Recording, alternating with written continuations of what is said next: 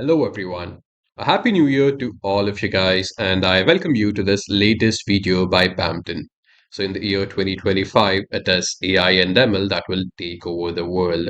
And if you're someone who is looking to upskill in this particular field, well, this is the right video for you. In this video, we'll tell you about all the things that you have to learn so that you can get started. So, the first thing that you need to learn is coding, and well, the language that is used a lot in the field of AI and ML is Python.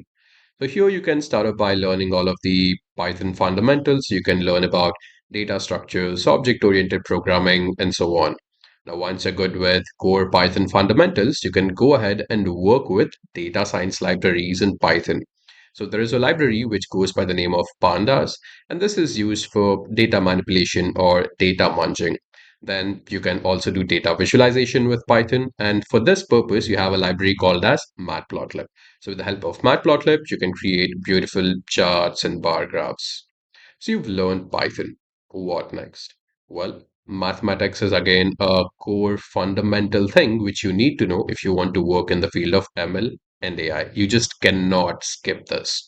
So your core principles such as hypothesis testing, normal distribution, all of these come under the field of probability and statistics, and you need to be good at this. And there are also some concepts which come in ML, such as back propagation. And for this, you need to know how to calculate differentiation, how to do integration, and so on. And you would also need calculus for this. So, probability statistics and calculus form a core part of AI and ML fundamentals. And you cannot skip this if you want to be an AI engineer or an ML engineer. So you're good with Python, you've learned all of the core fundamental mathematics. Next, you have to learn how to work with databases.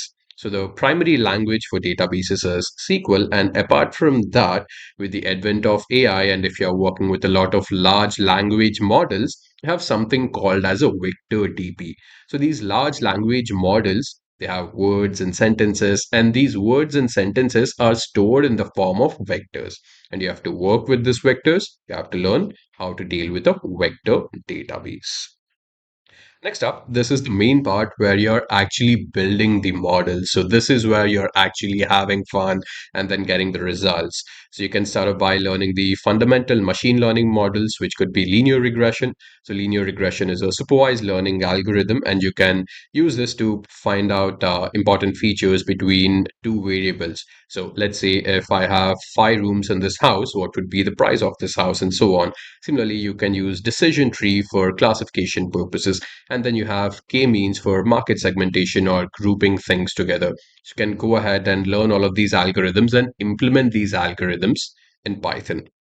So you've learned all of the basics. You know how to code, you know the basic mathematics behind it, and you have also understood the algorithms and how to implement these algorithms with Python. This is where you can go ahead and further upskill yourselves. So all of the projects that you worked on, those projects can be uploaded onto your GitHub profile. So GitHub is where all of your recruiters and go and search and then see what are your contributions. Similarly, you can go ahead and participate in a lot of competitions in Kaggle.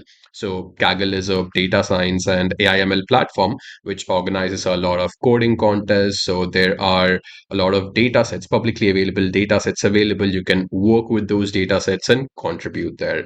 So, folks, in this year, if you want to upskill yourself, these are the things which you need to know thoroughly. Thank you very much. And if you've liked this video, do hit the like button and subscribe to our channel. I'll meet you in the next one. Thank you.